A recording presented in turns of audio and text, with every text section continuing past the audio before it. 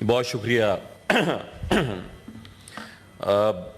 اس سے پہلے کہ میں اپنی گفتگو شروع کروں، کل ایک انتہائی ناخوشگوار واقعے کی اطلاع یہاں ملی تھی رؤف حسن صاحب کے اوپر، جو ان کو زد و کوب کیا گیا۔ میں اپنی جانب سے، اپنی جماعت کی جانب سے اس کی نہ صرف پرزور مذمت کرتا ہوں، بلکہ کل وزیر قانون نے کہا بھی تھا کہ اس کی انکوائری کر کے اور یہاں ہاؤس میں بتایا بھی جائے گا۔ جی سر، وہ بہت ضروری ہے۔ سیاسی لوگوں کے ساتھ اس طرح کا رویہ بھلے جس نے بھی کیا ہے، اور اس کے پرپیٹریٹرز آنے چاہیے۔ میڈم، ہمارے دوست، ہمارے کلیگ فیصل واڈا صاحب نے کل ایک انتہائی اہم نقطہ اٹھایا۔ یہاں جو توہین کا کھیل کھیلا جا رہا ہے، ایسا لگتا ہے کہ لوگوں کے ہزاروں لاکھوں ووٹ سے منتخب ہونے والے ایک ایک رکن صوبائی اسمبلی، اور ان میں سے درجنوں رکن صوبائی اسمبلی کے ووٹوں سے منتخب ہونے والا ایک ایک سینیٹر، اس کے علاوہ باقی سب کی عزت ہے پاکستان میں۔ ہزاروں لاکھوں ووٹ لے کے منتخب ہونے والا ایم این اے سید مصطفیٰ کمال، ان کے علاوہ باقی سب کی عزت ہے۔ آئین پاکستان صرف میرے انتہائی محترم قابل عزت ججز کی عزت کے حوالے سے گفتگو نہیں کرتا ہے، بلکہ وہ عوامی نمائندوں کی عزت کے حوالے سے بھی گفتگو کرتا ہے۔ عوامی نمائندے جب اس بات کا خیال رکھ رہے ہیں کہ جناب وہ موضوع پہ گفتگو کریں، وہ تنقید بھی اگر کریں تو کسی فیصلے پہ کریں۔ یہ جو ٹیلی ویژن کی سکرینز پہ ریمارکس کا کھیل صبح سے شام تک چلتا ہے، جہاں ہماری عزتیں انفرادی نہیں مشترکہ عزتیں، ان کی پگڑیاں اچھالی جاتی ہیں، اس کے حوالے سے ہم کسی پہ بات نہیں کر سکتے۔ میڈم، میں گزارش یہ کر رہا تھا کہ ہماری جو انفرادی اور مشترکہ عزتیں ہیں، ان سے بھی میرے خیال میں کسی کو بھی، کسی بھی ادارے کو یا کسی بھی ادارے میں بیٹھے ہوئے معزز افراد کو، ان کو بھی حق نہیں ہونا چاہیے کہ آپ ہماری عزتیں اچھالیں۔ یہ پاکستان میں سلیکٹو جسٹس تو ہم سنتے آئے تھے، ہوتا ہے، ہم نے دیکھا بھی، ابھی پچھلے دنوں کی بات ہے، آپ نے دیکھا، کل ذکر بھی ہوا شہید ذوالفقار علی بھٹو کے جو عدالتی قتل تھا، سپریم کورٹ نے اس کو مان لیا کئی دہائیوں کے بعد۔ تو سلیکٹو جسٹس تو ہوتا تھا، کنٹمپٹ میں بھی بڑا سلیکٹو ہماری عدالتیں اور بہت ہی محترم ججز صاحبان رہتے ہیں۔ ایسا یہ لگتا ہے کہ اگر آپ کسی پرٹیکولر پولیٹیکل لیننگ کے ہیں، سو آپ کو بالکل کھلی آزادی اور کھلی چھوٹ ہے، آپ جو چاہیں کہہ دیں۔ اور اگر آپ کی پولیٹیکل لیننگ وہ نہیں ہے کہ جو کسی مخصوص نشست پہ بیٹھے ہوئے محترم صاحب کی یا ان کے اہل خانہ کی ہے، تو پھر جناب آپ کو کنٹمپٹ کا نوٹس آ جاتا ہے۔ سلیم کوثر نے کئی دہائیوں پہلے کہا تھا، اور ایسا لگتا ہے کہ آج کل کے لیے ہی کہا تھا، کہ تم نے سچ بولنے کی جرت کی، تم نے سچ بولنے کی جرت کی، یہ بھی توہین ہے عدالت کی۔ میری گزارش یہ ہے، اور یقیناً یہ کیونکہ قانون ساز ہم ادارے میں بیٹھے ہیں، ہمارا کام ہے قانون سازی کرنا، یقیناً اس کے اوپر ہم جائیں گے اور وزیر قانون صاحب بھی ہماری رہنمائی کریں گے کہ اس کے بھی کوئی قواعد و ضوابط طے ہونے چاہیے۔ توہین ہے کیا؟ توہین کس کی ہو سکتی ہے؟ کس کی ہو سکتی ہے؟ کس طور ہو سکتی ہے؟ اس میں سزاوار کس طریقے سے ٹھہرایا جا سکتا ہوں۔ یہ نہیں ہو کہ میں اگر منصب پہ بیٹھا ہوں تو آج میرا موڈ اچھا نہیں ہے، آج مجھے ناشتہ اچھا نہیں ملا، اور میں کہوں نہیں بھائی فلاں جو بات تھی نا وہ بہت سخت توہین والی تھی، اور میں کہوں کہ نہیں جناب کسی نے آلموسٹ میری بہت تضحیق کر دی، مجھے کسی نے ٹاؤٹ کہہ دیا، مجھے کسی نے کچھ اور کہہ دیا، میں کہوں گا جانے دو، وہ تو دکھتا اچھا ہے۔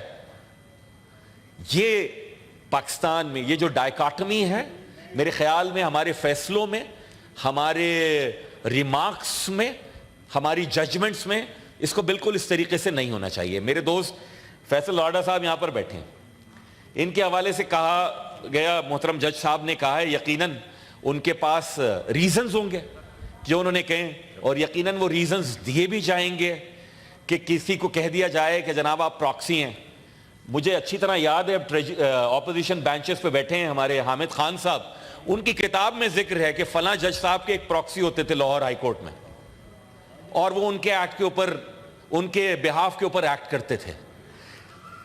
میں نہیں کہہ رہا، حامد خان نے کہا، حامد خان صاحب نے اپنی کتاب میں کہہ دیا اس طرح کے کردار مختلف جگہوں کے اوپر مل جاتے ہیں، لیکن لکھنے والے ان کے بارے میں تمہید پیش کرتے ہیں، ان کے بارے میں دلائل پیش کرتے ہیں۔ اس معزز ایوان کے ہاؤس کو کہ جو کہ نمائندہ ہے، yes he is proxy to the people of his constituency, yes he is acting on their behalf, yes he is elected to act on their behalf, yet if he is called proxy in a negative manner تو میرے خیال میں یہ نہ صرف انفرائی بلکہ اجتماعی طور کے اوپر بہت سوال بھی ہے، بلکہ شاید اس معزز ایوان کے بھلے وہ آئل کے کسی بھی طرف بیٹھے ہوں، ان کی عزتوں کے اوپر بھی حرف اٹھتا ہے۔ یہ ایسا نہیں ہونا چاہیے۔ میں اپنی عدالتوں سے بہت احترام کے ساتھ جناب ہم گزارش کریں گے۔ جو میں سلیکٹو جسٹس کی بات کر رہا تھا اور جو اس کے اوپر فیصلے ہونے چاہیے نہیں ہوتے، میڈم ہم نے یہ دیکھا کہ ایک چیف جسٹس اٹھتے ہیں اور ان کو لگتا ہے کہ ون کانسٹیٹیوشن ایونیو میں تھرڈ پارٹی انٹرسٹ کریٹ ہو گیا جناب۔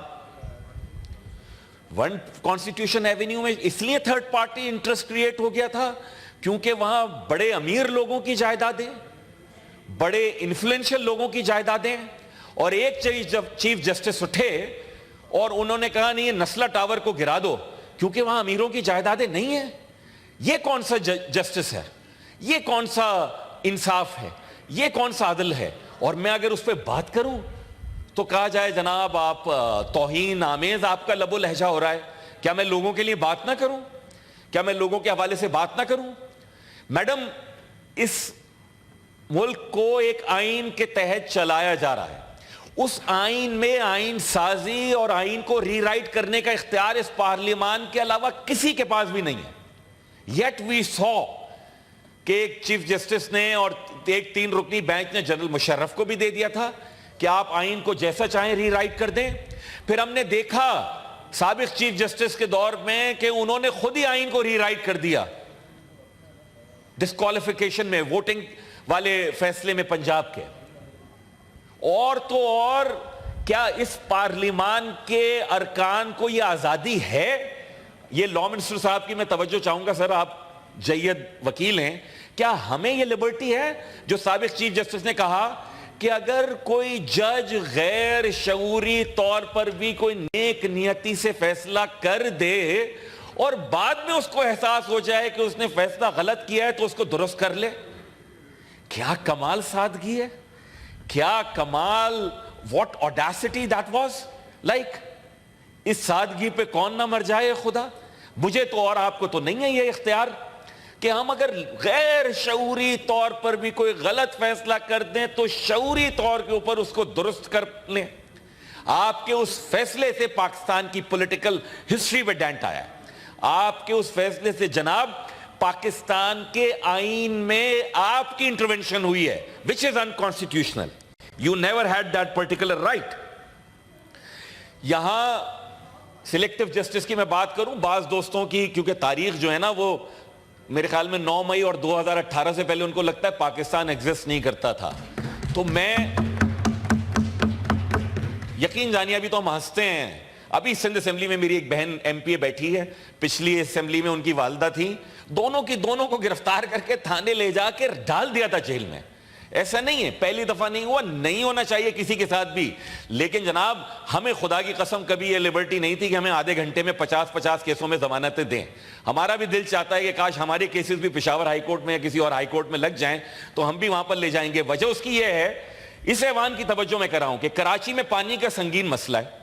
میری پارٹی نے کہا ہم اس کے خلاف مظاہرہ کریں گے، وزیر اعلیٰ ہاؤس جائیں گے، نہ کوئی ٹائر جلا، نہ کوئی پتھراؤ ہوا، مقدمہ بنائے انسداد دہشت گردی کا، اور ہم ان پہ ضمانتوں میں ہیں، ان کیسز میں۔ ہماری دفعہ میں کوئی اس طرح سے نہیں تھا۔ لاپتہ افراد اس ملک کا مسئلہ ہے، لاپتہ افراد کو بازیاب ہونا چاہیے۔